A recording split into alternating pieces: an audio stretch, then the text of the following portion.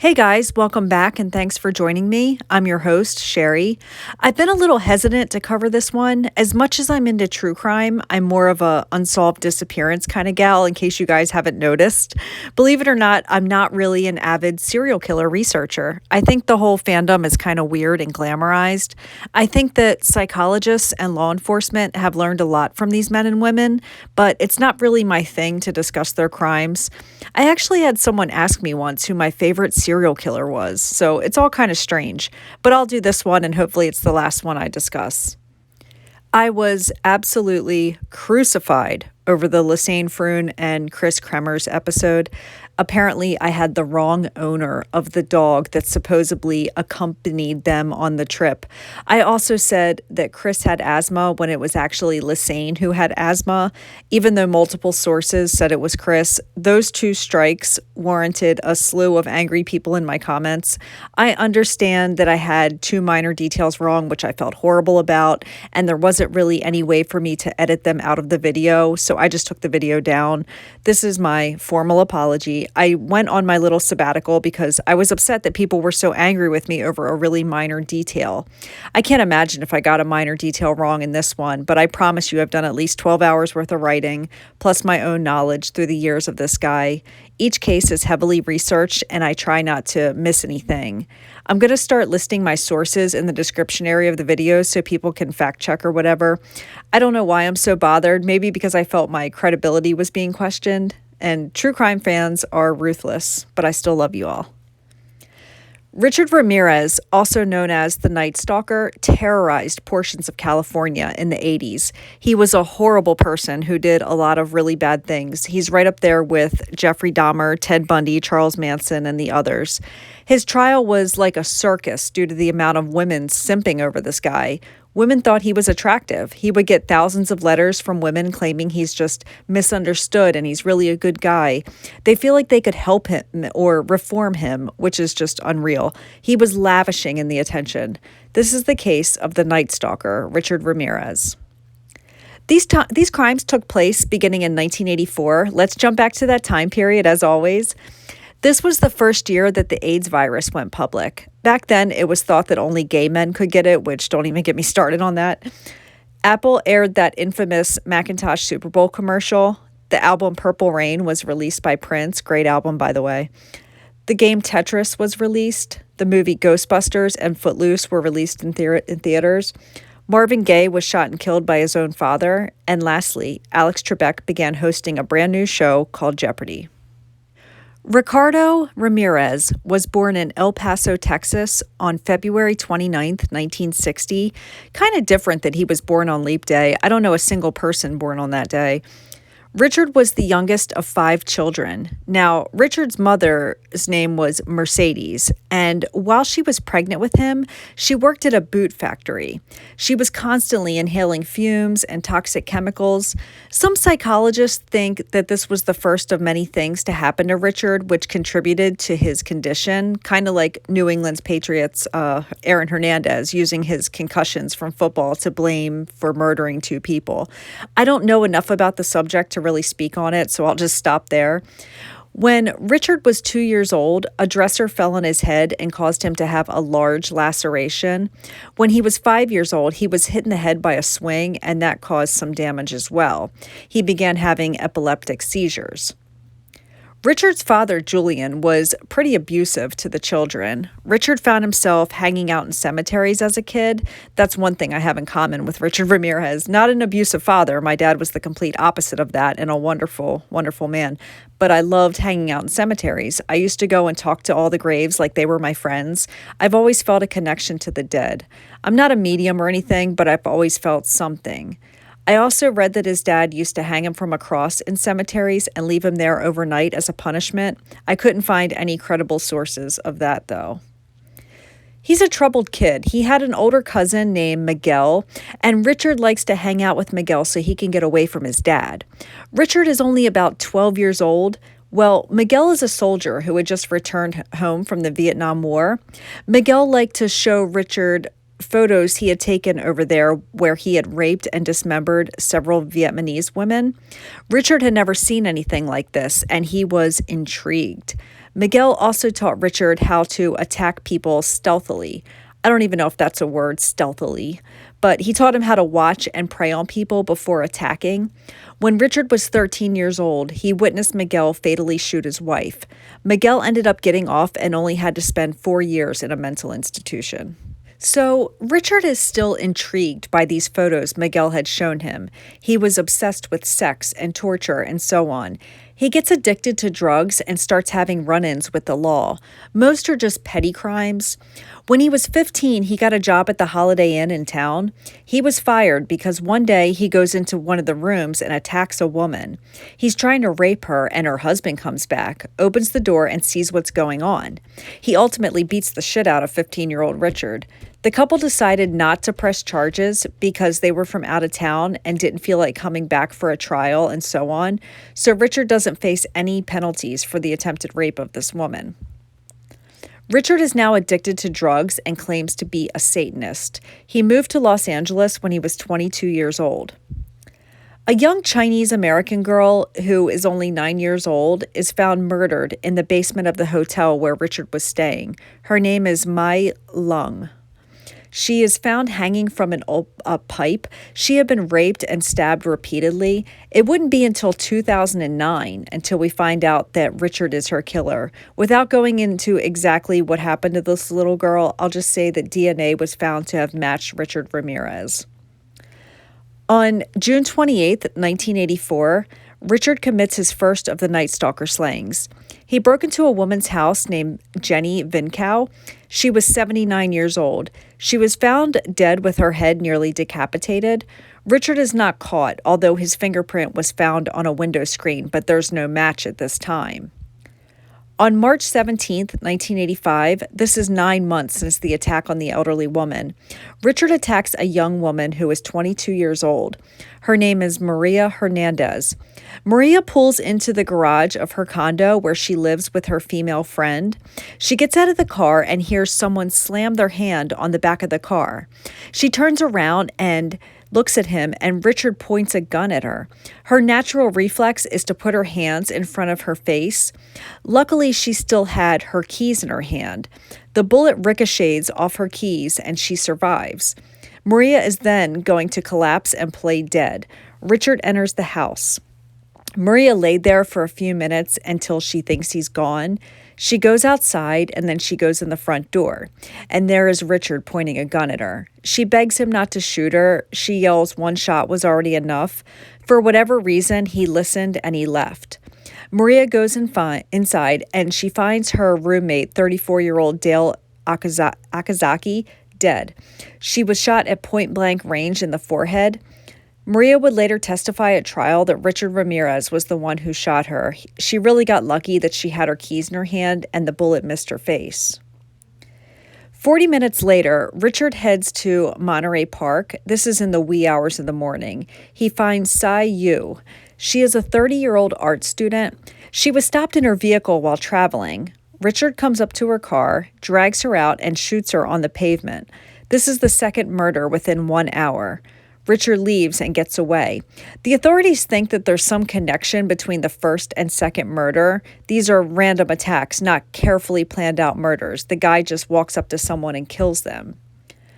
On March 27, 1985, this is 10 days since the two women were killed and Maria was shot. Richard breaks into a house in Whittier, California. He walks into the bedroom where a couple is sleeping.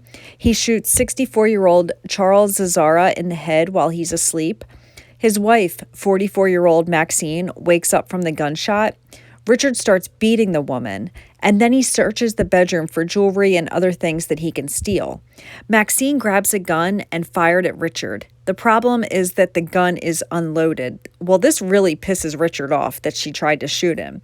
He shoots her 3 times, stabs her, and then gouges her eyes out. He takes her eyeballs and puts them in a jewelry box and leaves. When detectives arrive, they find a shoe print in the flower beds, and it matches the same shoe print that was at the house where Dale Okazaki was killed. They also know that the bullets matched the previous attacks and these shots were being fired from a 22. They now know they have a serial killer on the loose. Residents are urged to lock their doors, lock their windows, keep a gun next to your bed, do whatever you have to do to keep yourself safe. On May 14th, 1985, this is about a month and a half later, Richard breaks into Bill and Lillian Doy's house. He shoots Bill in the face with a 22 and then begins beating him. He grabs Lillian, he ties her up, rapes her, and then Bill died at the hospital and Lillian survived the attack. Earlier that day, Bill had placed a down payment on a new car for he and his wife. He was telling neighbors how excited he was about it. He had suffered a heart attack a few years before, and Lillian had a stroke. They were looking forward to the next chapter of their lives. Bill had just retired and was ready to start relaxing. So this seems to be Richard's MO. He breaks into a house, kills the husband, rapes the wife. If she fights back or pisses him off, he kills her too. 2 weeks later, Richard steals a car. He drives to Monrovia, California. Middle of the night again, he breaks into the home of two elderly sisters, Mabel and Nettie. Mabel is 83 and Nettie is 81. He beats Nettie with a hammer and chokes her with a cord. Then he ties her up, and then he ties Mabel up. He takes Mabel's lipstick and draws a pentagram on her thigh and on the wall behind her bed, and then he rapes her. 2 days later, the women are found alive, but in a comatose state. Mabel would eventually succumb to her injuries. I've seen the crime scene photos from this one, and they are awful. Some of the worst I've ever seen. The next day, this is 24 hours later, May 30th, 1985, Richard breaks into the home of Carol Kyle. She lives with her 11-year-old son. He ties them both up. He asks her where her valuables are. He rummages through their house, and then he rapes Carol repeatedly. He tells her not to look at him or he'll gouge her eyes out. Then he ties both her and her son together and leaves. So far, all of the survivor accounts of Richard are the same. He has curly black hair, horrible breath, and his teeth were severely gapped, and there's lots of tooth decay going on. They all said he had extremely evil eyes. He waits about a month until his next kill. He drives the stolen car to Arcadia, California, and on July 2nd, 1985, he breaks into the home of 75-year-old Mary Louise Cannon, again in the middle of the night. Mary's husband had died 2 years earlier, and Mary was a cancer survivor who was learning to get by on her own without her husband. He knocks her out with a lamp, stabs her with a knife that was in her kitchen, and then leaves. It's amazing just how random these victims are. Richard didn't have a type. He's killing young women, middle-aged men, elderly women. He's kind of all over the place. I mentioned it earlier, but I'll say it again. These murders are not carefully planned and executed. He walked into Mary's home not knowing who or what he would find. He stabbed her with her own kitchen knife. The next victim would be 3 days later. He drives the stolen car to Sierra Madre, California. He breaks into a home and finds a 16-year-old girl named Whitney Bennett sleeping in her bedroom. The way that he got in was earlier that day, Whitney opened her bedroom window to yell something to her dad who was outside mowing. She closed the window back, but she forgot to lock it. Richard attacked Whitney with a tire iron. He then grabbed a telephone and tried to strangle her with the cord. As he's doing it, he sees sparks coming out of the telephone and he stops. Something spooked him. He believed that Jesus Christ was trying to save her. He thought this was some kind of divine intervention. He flees the house and Whitney survived. She received treatment for 478 stitches on her head from where he beat her with the tire iron. The police find the same Avia shoe print on her bloodied bedroom floor. Years later, in 1993, there was a party to celebrate the lead detective on Richard's case's retirement. Whitney actually met his son at the party, and they exchanged numbers, and they would eventually get married. So 2 days after this attack, Richard enters Joyce Nelson's home. Joyce was a 61-year-old grandmother who was a sports fanatic. Her granddaughter said that when a ball game was on in her home, everyone was super quiet so Grandma could watch the game. Joyce was asleep on her couch, and this murder was brutal. She died because he stomped on her face until she stopped breathing. His footprint, which matched the others, was found on her. He leaves Joyce's home and cruises through two other neighborhoods. He returns back to Joyce's neighborhood and breaks into the home of Sophie Dickman. Sophie is 63 years old. He ties her up and attempts to rape her, but he can't seem to do it. Now, Sophie is a psychiatric nurse. She knows exactly how to speak to him and what she needs to do to survive this encounter. She complied with everything he said, and she didn't raise her voice to him. He rummages through her home and makes her swear to Satan that there are no other valuables left in the home besides what he's taking with him. It would be 3 weeks later, Richard buys a machete. He drives a different stolen car to Glendale, California. He breaks into an elderly couple's home named Leela and Max Needing. He kills them with a machete while they were sleeping and also shoots them with his .22. He mutilated their bodies with the machete, then he goes around the house stealing their things. Max was a pastor at a local church. He never showed up for service, so an alternate pastor was assigned for the day's services. The pastor is speaking to the congregation when one of the ushers passes him a note that stated Pastor Max and his wife were killed by an intruder in their home. Richard would murder again the next day. He breaks into the home of a family with an 8-year-old son. They are immigrants from Thailand. I'm going to withhold the name of this family because they have an 8-year-old son in the house who was sexually assaulted by Richard. I'm not going to detail what happened to him since he was a child. He shoots and kills the husband, and then he grabs his wife. He beats her and he rapes her and he sodomized her. He drags her around the house, demanding she show him all of the valuables. He demands she swear to Satan that she is not hiding any valuables, and then he leaves. On August 6, 1985, Richard breaks into the home of Chris and Virginia Peterson. Now, these two are 38 and 27. Remember, Richard is doing these attacks randomly. He doesn't know what he's going to find on the other side of that door or window. He goes into their bedroom and he does something he hadn't done before. He shoots the woman in the face first. So Virginia is sleeping, she gets shot in the face, and usually he shoots the male first. Then he shoots Chris and it hits his temple, but he does it in a way that it's not a serious injury. He was able to jump up and run after Richard, who ran out of the home. Richard was scared. He's got this guy he just shot chasing him through the house. Both Chris and Virginia survived their injuries. 2 days later, it's August 8th, 1985, Richard breaks into Sakina and Elias Abawat's home. He shoots and kills Elias, who was sleeping. He then handcuffs, beats, and rapes Sakina while demanding their jewelry. He ties up their 3-year-old son, and then he flees.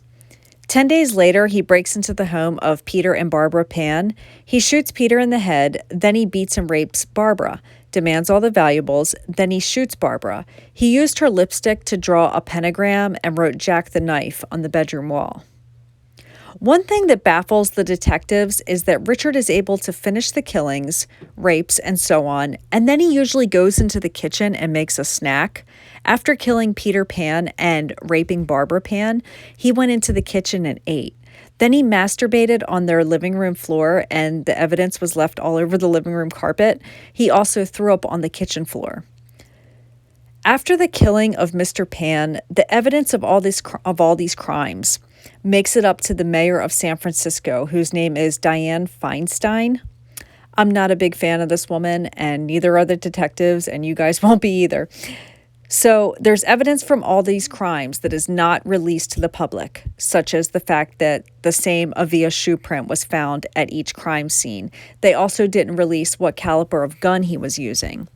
Well, this woman decides she's going to hold a press conference, and she tells people to look out for the Night Stalker. And then she starts telling reporters that he wears a size 11.5 Avia shoe and other details that the detectives did not want released. Richard must have heard it because he takes his Avia shoes and throws them off the Golden State Bridge and into the water. She really jeopardized the investigation, and a lot of people are upset with her. She thought she was helping, but she was doing the exact opposite. So Richard steals another vehicle and drives to Mission Viejo, California. He breaks into the home of Bill Carnes and Carol Smith. This is a couple in their 20s. Richard walks into the bedroom and shoots Bill 3 times in the head. He tied Carol up, he beat, raped, and sodomized her. He told her to tell the police the Night Stalker was here after he leaves. So at this point, we know Richard is well aware of his new name, the Night Stalker. He steals valuables and flees in a car. Bill had surgery and 2 bullets were removed from his head, and he survived the shooting. He attempts to break into another house. Well, the family's 13-year-old son hears someone outside. He wakes his parents up and turns the lights on, and Richard gets scared. So he gets in the car and leaves. The family catches the make and model and part of the license plate number of the car, which they gave to police. Richard knows the authorities are looking for this orange Toyota, so he ditches the car. Police find the car and they were able to get a fingerprint off the rearview mirror. It comes back as a match to Richard Ramirez. They run his name through the system and discovered he had a long record that stated he was a 25-year-old drifter from Texas. It had a lot of arrests for Richard that involved illegal drugs and traffic violations. Richard's mugshot was released to the public then. The Night Stalker now has a true identity and a face to go with his name. The police announce, "We know who you are now, and soon everyone else will. There will be no place you can hide." Richard's old mugshot was plastered on the front page of every newspaper in the U.S. Do you guys remember me telling you about how each survivor described Richard as having horrible teeth? They're decayed, they're spaced out, they're rotting, and so on. Well, Richard was spotted driving in a stolen car, and police try to pull him over and he takes off. They find the stolen car eventually, and inside they find a business card from a dentist in Chinatown from an appointment that Richard had had earlier. The detectives go pay this dentist a visit, and the dentist tells him that he had a patient earlier named Richard Mina. The detectives ask for his dental x-rays. One of them takes them to a friend who is a dentist. He looks at the x-rays and says, "This guy won't be away from the dentist long. If you look, you can see he has an impacted tooth. I guarantee you, within days, he's going to go back to the dentist to have it pulled. He's going to be in excruciating pain." So the detectives get 2 of their Asian officers to go undercover. They're going to wear plain street clothes and wait in this dentist office in Chinatown like they're waiting on an appointment. When Richard shows up, they will apprehend him. Their boss told them this plan isn't going to work. It's too expensive and he's not even guaranteed to show up. Find another way. So they have this silent panic button installed in the dentist's office. If Richard shows up, the dentist would just push the silent alarm button and that would alert the detectives and they would be right there to get him. The day after the alarm was installed, they wait around and nothing happened. Later that evening, one of the detectives gets a call from the dentist. He says, "Why didn't you come? He was here." The button had malfunctioned. They missed their opportunity and everyone is incredibly frustrated. Richard knows everyone knows his face now. He's getting sloppy. On August 30th, 1985, he takes a bus to visit his brother in Arizona so he can get out of California. He doesn't end up meeting his brother and he comes back to Los Angeles. Richard gets off the bus and goes to a convenience store where he sees his picture and he panics. He then hears some older Mexican women yelling at him, El Matador, which means the killer. He flees really quickly. So he tries to steal a woman's car after running across the Santa Ana freeway, but was chased away by people nearby. He started to run again while jumping over fences and tries to steal 2 more cars, but he failed. Some residents ran after him until one of them caught up to him and hit him across the head with a metal bar. They joined together and they beat him down. The police arrived shortly after and took him into custody. The Night Stalker was finally caught. As a side note, I cannot fathom being one of the citizens that caught Richard Ramirez and had the opportunity to beat the shit out of him until the police arrived. Kudos to that group of folks for being vigilant, and also to the 2 elderly Mexican women who yelled El Matador at him. The 2 detectives who were in charge of the whole investigation are Gil Carrillo and Frank Salerno. Frank Salerno is a seasoned detective. This guy is really good. He was the one who apprehended the Hillside Strangler. Frank Salerno knows how to get Richard to talk. He tells him he's going to put him in the same cell that the Hillside Strangler was held in when he was caught. Well, Richard gets really excited about this celebrity status, and he's embracing this serial killer persona. Richard makes his first court appearance, and that's where that famous shot of him holding up his hand with a pentagram on it comes from. He looks at the camera and says, "Hail Satan." Jury selection was beginning, and some jail employees claim they overheard Richard saying he was going to have a gun smuggled into the courthouse and he was going to shoot the prosecutor. Even though most people know that Richard worked alone and didn't have any help from anyone or any real friends and family, they had to take the threat seriously. A metal detector was installed in the courthouse, and each person entering was thoroughly searched. That's completely normal these days, and it has been for a long time. The trial ends up getting interrupted. So one of the jurors, Phyllis Singletary, didn't show up for court. The police go to her house and find that she had been shot and killed.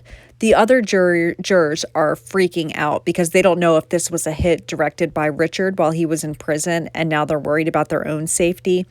It was determined that her death had nothing to do with Richard Ramirez. Phyllis was shot and killed by her boyfriend, who then turned the gun on himself. Richard's trial was a media circus. He would show up for court in black sunglasses, his prison uniform, and shackles. He knew women liked how he looked, and he used that to seem mysterious. He would rock his chair back. He would laugh at times. He almost seemed like a class clown who sat in the back instead of a serial killer facing execution. I watched a lot of this footage of him in court, and it's just absurd. He lavished in the attention. He was even called the Death Row Romeo. Even one of Richard's victims, who survived, described him to the court as a very handsome man. A detective attending the trial noted there was a female attorney who was there, and she was very attractive. She was very professional and always doing her job really well. Once when Richard walked by in shackles, she opened her legs up and blew him a kiss. There were also dozens of women who would pack the courtroom just to get a glimpse of him. Madonna is even on record describing how handsome he is. Like, do y'all realize what this man has done? On September 20th, 1989, Richard was convicted on all charges: 13 counts of murder, 5 accounts of attempted murder, 11 sexual assaults, and 14 burglaries. All of the counts of sexual assaults against children were dropped, so the children didn't have to testify. He already had 13 counts of murder and a slew of other charges, so you can't really add any extra sentencing to that. The good news is that California has the death penalty in their state. On November 7th, 1989, Richard was sentenced to die in the gas chamber. Richard is led out in handcuffs to head back to the prison, and he told reporters, "Big deal. Death always went with the territory. See you in Disneyland." His trial cost taxpayers $1.8 million. That was the most expensive trial ever in California history until the O.J. Simpson trial in 1994. Richard got a lot of letters from females while he was awaiting trial and after he was convicted. I'm talking thousands. He also got his teeth replaced in jail, so if you see any newer photos of him, you'll see that he has perfect teeth. I'm appalled that the taxpayers had to foot the bill for that, by the way. There was a lady who wrote him 75 letters, and she visited him in prison a lot. She was like obsessed with him. Her name is Doreen Leoy. In 1988, Richard proposed to her. They were married in San Quentin prison in 1996. They had a ceremony and were allowed one kiss, no conjugal visits or anything like that. It was a quick 15-minute ceremony with him, her, a priest, and lots of correctional officers who were there, not because they wanted to see Richard Ramirez get married, but because of security. Doreen's family disowned her due to her relationship with Richard. Richard is going to be on death row for a long time. You guys know how it goes. There's appeals and so on. Doreen always stated that when it was time for Richard to be executed, she was going to commit suicide. Well, in 2009, DNA confirms that Richard was the rapist and killer of that little 9-year-old Chinese American girl from the beginning of this story. Doreen is super bothered by this. She says this is where she draws the line, and she divorces Richard. Richard gets engaged to a woman named Christine Lee. She was one of the ones who wrote him letters all the time. I've read so many different stories about her age. Some say she was 23 years old, others claim she was in her 30s. I have honestly no idea what her real age is. In 2013, Richard is still on death row. He becomes ill from B-cell lymphoma, which is an aggressive form of cancer. He also had hepatitis C. Inmates describe him as turning green, like a green highlighter marker from the jaundice. He is transferred with heavy security to Marin General Hospital in Green Bay, California, where he passed away. He was 53 years old. No one wants to claim his body, none of the women, none of his family. Richard is cremated, and I can't find anything about who claimed his ashes, so they were likely buried by the funeral home. Richard was described by psychiatrist Michael Stone as being a made psychopath as opposed to being a born psychopath. Basically, he could have been a normal person. I really hope that you guys can check out the Netflix documentary about Richard. There's interviews with detectives and some of the surviving victims. It was super informative. That's all for now. Rest in peace to every victim of the Night Stalker who wasn't able to survive their attack. Take care, and much love to you all.